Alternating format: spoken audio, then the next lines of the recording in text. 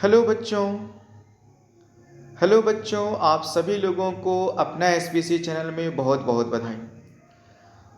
वक्त तू कितना भी सता ले, वक्त तू कितना भी सता ले, हमें माँ कसम एक मोड़ पर तुझे भी बदल देंगे। तो लाडलो, आज हम लोग आ चुके हैं, हम लोग इकोनॉमिक्स का कुछ क्वेश्चन लेकर आ चुके हैं, पहला चैप्टर का ऑब्जेक्टिव। तो चलिए लाडलो, हम लोग इस क्वेश्चन को देखते हैं और बनाते हैं। तो हम लोग को क्वेश्चन बोलता है लाडलो कि बिहार में किसकी प्रधानता है। बिहार में किसकी प्रधानता है, बिहार में किसकी प्रधानता है। तो लाडलो हम लोग को पास ऑप्शन है बच्चों, कृषि की, मछली पालन की, खनिज की, उद्योग की। जल्द से जल्द कमेंट करेंगे और बताएंगे। तो इसका आंसर होगा लाडलो हम लोग को किसका होगा, बोलिए। तो होगा हम लोग को कृषि की होगा। किसका होगा लाडलो, बोलिए। तो हम लोग को कृषि का होगा, कृषि का होगा। तो हम लोग कृषि को मारेंगे, ठीक है। चलिए, तो हम लोग को सेकेंड क्वेश्चन है, हम लोग को सेकेंड क्वेश्चन है बच्चों। तो हम लोग सेकेंड क्वेश्चन बनाएंगे और देखेंगे बिहार के विकास में, बिहार के विकास में सबसे बड़ी बाधा क्या है। बिहार के विकास में सबसे बड़ी बाधा क्या है, बिहार के विकास में सबसे बड़ी बाधा क्या है बच्चों। तो एक क्वेश्चन हम लोग को यहाँ पे इस तरह से है और इसको हम लोग को बनाना है। तो हम लोग देखिए इसका क्या आंसर होगा। तो आप लोग बताएंगे कि इसका आंसर क्या होगा था बच्चों। तो बिहार के विकास में सबसे बड़ी बाधा हम लोग को बाढ़ है। क्या है, हम लोग को बाढ़ है लाडलो, ठीक है। तो चलिए हम लोग को अगला क्वेश्चन है बच्चों। तो हम लोग को अगला क्वेश्चन यहाँ पे इस तरह से है लाडलो कि बिहार के पिछड़ेपन को दूर करने के कौन सा उपाय है। बोलता है कि बिहार के पिछड़ेपन को कैसे हम लोग दूर कर सकते हैं, किस तरह से हम लोग दूर कर सकते हैं ये पिछड़ेपन को। तो बोलता है लाडलो कि इसको हम लोग जनसंख्या पर नियंत्रण करके, फिर बोलता है लाडलो कि कृषि की तेजी, मतलब तेजी से विकास करेंगे, या उद्योग का विकास करेंगे, या इनमें से सभी। तो लाडलो हम लोग का आंसर इसमें से सभी हो जाएगा। क्या हो जाएगा, इसमें से हम लोग को सभी आंसर हो जाएगा। तो चलिए बच्चों हम लोग आगे की ओर चलते हैं और हम लोग को आगे क्वेश्चन है लाडलो चौथा कि बिहार के आर्थिक पिछड़ने का प्रमुख कारण क्या है। बोलता है कि बिहार के आर्थिक पिछड़ने का मुख्य कारण हम लोग को क्या है।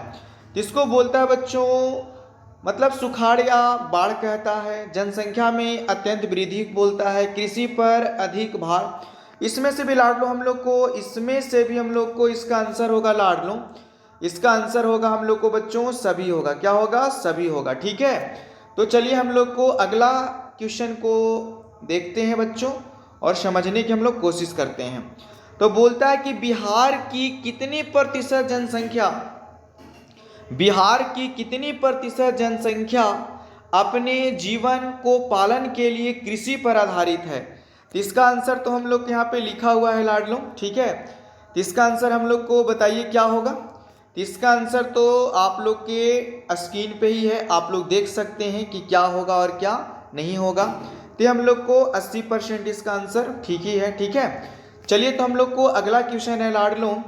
तो आगे क्वेश्चन की ओर चलते हैं। बिहार में विभाजन के, बिहार में विभाजन के पश्चात, बिहार में विभाजन के पश्चात कौन सा उद्योग रह गया है। बिहार में विभाजन के पश्चात कौन सा उद्योग रह गया है। तो इसका हम लोग को आंसर बताना है लाडलो, जल्द से जल्द कमेंट करेंगे। इसका आंसर होगा बच्चों हम लोग को, बताइए क्या होगा। इसका आंसर हो जाएगा लाडलो हम लोग को चीनी उद्योग हो जाएगा। क्या हो जाएगा, चीनी उद्योग हो जाएगा बच्चों, ठीक है। चलिए हम लोग सेकंड आगे क्वेश्चन की ओर चलते हैं बच्चों। तो आगे हम लोग को क्वेश्चन है यहाँ पे, ध्यान से देखेंगे। बिहार में, ठीक है, बिहार में कहता है, बिहार में कहता है जवानापन का मुख्य साधन क्या है। ठीक है लाडलो, इसका हम लोग को आंसर होगा बच्चों, आप लोग बताएंगे। इसका हम लोग को क्वेश्चन ही टाइप हम लोग को गलत हो गया। इसका मुख्य रूप से क्वेश्चन होगा कि बिहार में जीवन यापन का मुख्य साधन क्या है। बिहार में जीवन यापन का मुख्य साधन क्या है। तो बिहार में जीवन यापन का मुख्य साधन होता है लाडलो हम लोग को कृषि होता है। क्या होता है? कृषि होता है। चलिए तो हम लोग आगे क्वेश्चन की ओर बढ़ते हैं बच्चों, और देखते हैं हम लोग को 8 क्वेश्चन क्या कहता है उसको समझते हैं। तो बोलता है लाडलो हम लोग से 8 क्वेश्चन कि भारतीय संदर्भ में बोलता है कि प्राथमिक क्षेत्र का योगदान आजादी के बाद, आजादी के का चीज बाद, मतलब बोलता है लाडलो इसमें हम लोग को कि भारतीय संदर्भ में प्रथम क्षेत्र का योगदान आजादी के बाद क्या रह गया था हम लोग को। ठीक है, तो इसको हम लोग देखते हैं बच्चों कि किस तरह से रह गया। तो घट गया था। क्या हो गया था? घट गया था हम लोग को। ठीक है लाडलो, चलिए हम लोग आगे क्वेश्चन की ओर चलते हैं और देखते हैं कि अगला क्वेश्चन क्या है। भारत में आयोजना आयोग का गठन कब किया गया था? भारत में आयोजना आयोग का गठन कब किया गया था? तो बच्चों आप लोग बताएंगे कि कब किया गया था। तो भारत में आयोजना आयोग का गठन बच्चों 15 मार्च 1950 ईस्वी को किया गया था। 15 मार्च 1950 ईस्वी को किया गया था। चलिए बच्चों हम लोग आगे क्वेश्चन की ओर चलते हैं और देखते हैं कौन सा क्वेश्चन है। तो आगे हम लोग को क्वेश्चन है बच्चों कि भारतीय आयोजना आयोग के प्रथम अध्यक्ष कौन थे? भारतीय आयोजना आयोग के प्रथम अध्यक्ष कौन थे? तो इसका आंसर होगा बच्चों हम लोग को, इसका आंसर होगा पंडित जवाहरलाल नेहरू। पंडित जवाहरलाल नेहरू, पंडित जवाहरलाल नेहरू होगा बच्चों।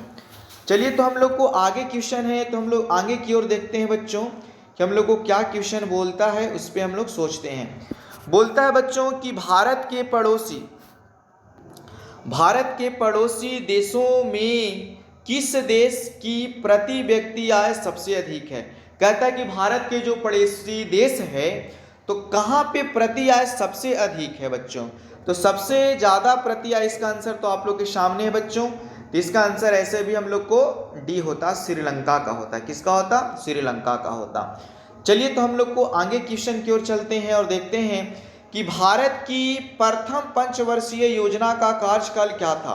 कहता है कि जो भारत में प्रथम पंचवर्षीय योजना चल रही थी उसका कार्यकाल क्या था, माने कब से कब था? तो बच्चों हम लोग को 1951 से हम लोग को 1951 से लेके हम लोग को 1956 था। 1951 से कितना था बच्चों? 1956 था।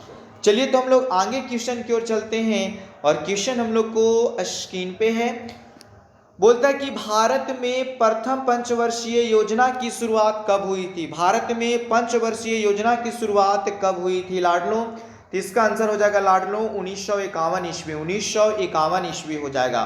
चलिए हम लोग को अगला क्वेश्चन है बच्चों कि भारत की आर्थिक व्यवस्था है, भारत की आर्थिक व्यवस्था है, तो भारत की आर्थिक व्यवस्था क्या होगा बच्चों? कहता है समाजवादी, पूंजीवादी कि श्रमिक? तो हो जाएगा हम लोग को ऑप्शन सी हो जाएगा लाडलो।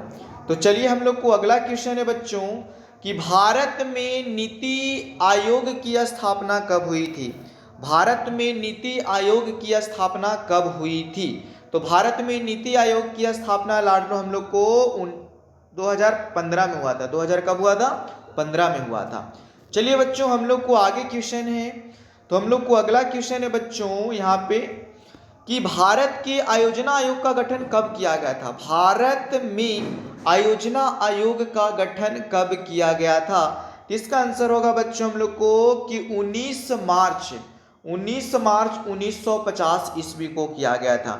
चलिए हम लोग को आगे क्वेश्चन की ओर चलते हैं और देखते हैं लाडलो कि किस तरह से क्वेश्चन है। अर्थव्यवस्था के किस क्षेत्र से हरित क्रांति संबंधित है? हरित क्रांति संबंधित है लाडलो। तो हम लोग को होगा बच्चों प्राथमिक क्षेत्र से। कौन क्षेत्र से? प्राथमिक क्षेत्र से होगा बच्चों। तो चलिए हम लोग को आगे क्वेश्चन है जो उसको पूरा करते हैं। कहता है कि किस क्षेत्र को द्वितीय क्षेत्र कहा जाता है? किस क्षेत्र को द्वितीय क्षेत्र कहा जाता है? तो हम लोग बोलते हैं बच्चों विद्युत को। किसको बोलते हैं? विद्युत को बोलते हैं द्वितीय क्षेत्र कहा जाता है। चलिए तो हम लोग को क्वेश्चन आगे है बच्चों, आगे हम लोग को क्वेश्चन है कि किस क्षेत्र को प्राथमिक क्षेत्र कहा जाता है? किस क्षेत्र को प्राथमिक क्षेत्र कहा जाता है? किस क्षेत्र को प्राथमिक क्षेत्र कहा जाता है बच्चों? इसका आंसर हो जाएगा बच्चों कृषि क्षेत्र। कौन क्षेत्र? कृषि क्षेत्र हो जाएगा। चलिए तो हम लोग को आगे क्वेश्चन है बच्चों कि किस क्षेत्र को तृतीयक क्षेत्र कहा जाता है। किस क्षेत्र को तृतीयक क्षेत्र कहा जाता है। किस क्षेत्र को तृतीयक क्षेत्र कहा जाता है। तो हम लोग को लाडलो आंसर हो जाएगा हम लोग को सेवा क्षेत्र। तो देखो बच्चों हम लोग कह सकते हैं लाडलो कि अब हम लोग को ऑब्जेक्टिव का क्वेश्चन रोज शाम को 5 बजे इसी चैनल पे आप लोग को हर सब्जेक्ट में ऑब्जेक्टिव मिलते रहेगा।